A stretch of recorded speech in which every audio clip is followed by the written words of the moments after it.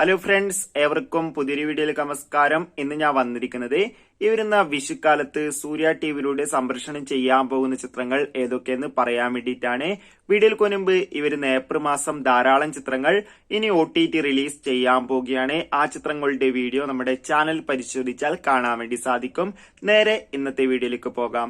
അങ്ങനെ പുതിയ ചിത്രങ്ങളൊന്നും സൂര്യ ടിവിയിൽ ഇത്തവണ സംപ്രേഷണം ചെയ്യുന്നില്ല.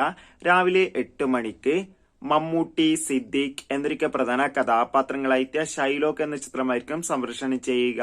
രാവിലെ 11:30 അല്ലു അർജുൻ, അതോടുകൂടി ജയറാം, പൂജ എന്നൊക്കെ പ്രധാന കഥാപാത്രങ്ങളായിട്ട് അങ്ങ് വൈകുണ്ഠപുരം എന്ന ചിത്രവും, ഉച്ചതിരിഞ്ഞ് 3 മണിക്ക് പൃഥ്വിരാജ് നായകനായിട്ടിയ കടു എന്ന ചിത്രവും, വൈകുന്നേരം 6:30 രജനീകാന്ത്, മോഹൻലാൽ എന്നൊക്കെ പ്രധാന കഥാപാത്രങ്ങളായിട്ട് ജയിലർ എന്ന ചിത്രവുമായിരിക്കും സൂര്യ ടിവിയിലൂടെ സംപ്രേഷണം ചെയ്യുന്നത്.